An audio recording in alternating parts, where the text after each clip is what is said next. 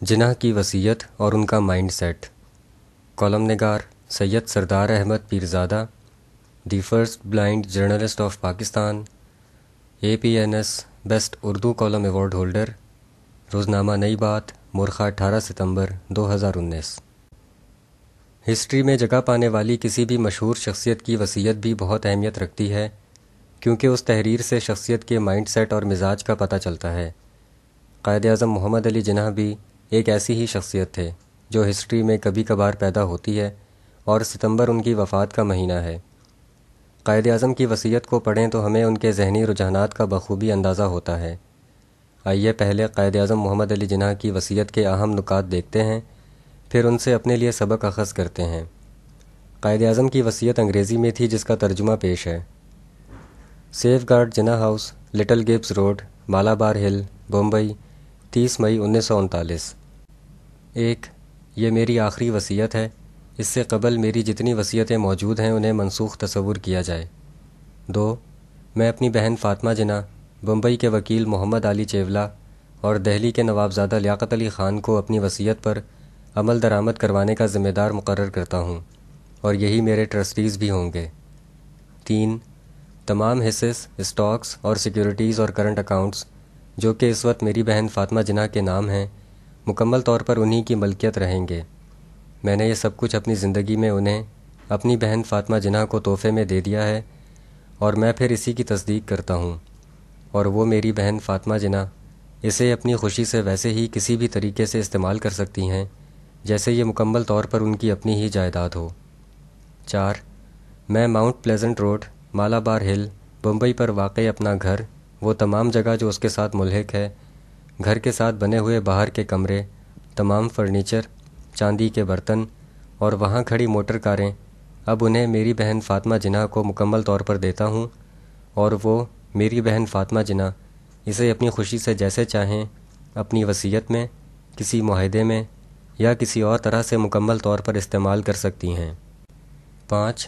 میں اپنی اس وصیت پر عمل درآمد کروانے والوں کو ہدایت کرتا ہوں کہ وہ میری بہن فاطمہ جناح کو پوری زندگی ضروری اخراجات اور ضروریات کے لیے 2000 روپے ماہانہ دیتے رہیں۔ 6۔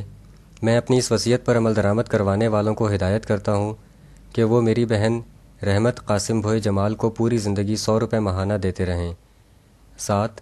میں اپنی اس وصیت پر عمل درآمد کروانے والوں کو ہدایت کرتا ہوں کہ وہ میری بہن مریم عبدیند بھوئی پیر بھوئی کو پوری زندگی 100 روپے ماہانہ دیتے رہیں۔ 8۔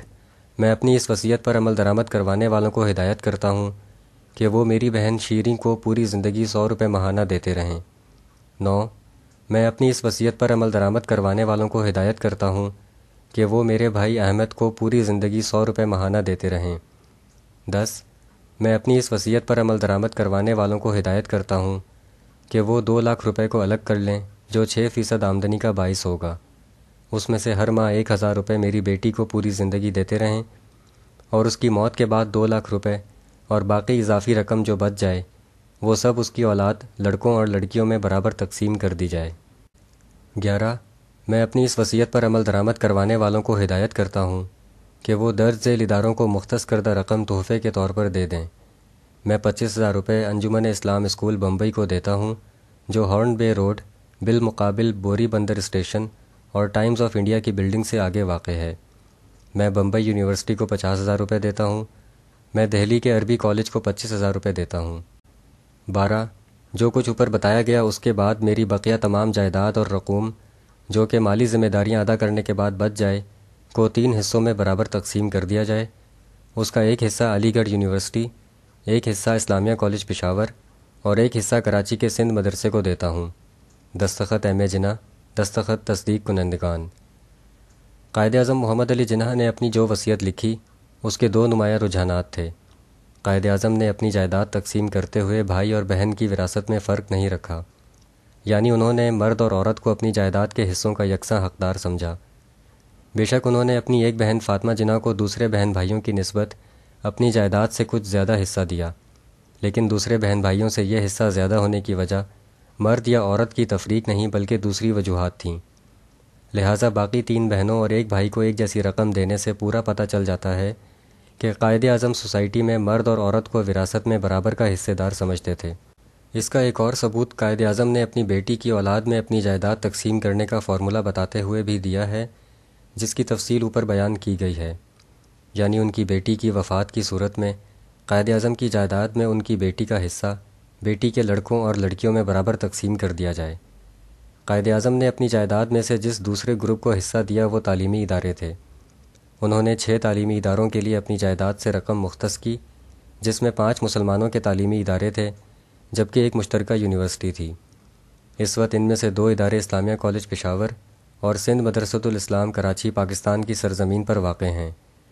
قائد اعظم کی مندرجہ بالا وصیت پڑھنے سے خیال آتا ہے کہ ہم قائد اعظم کے بتائے ہوئے کس کس سبق کو فراموش کرتے جائیں گے۔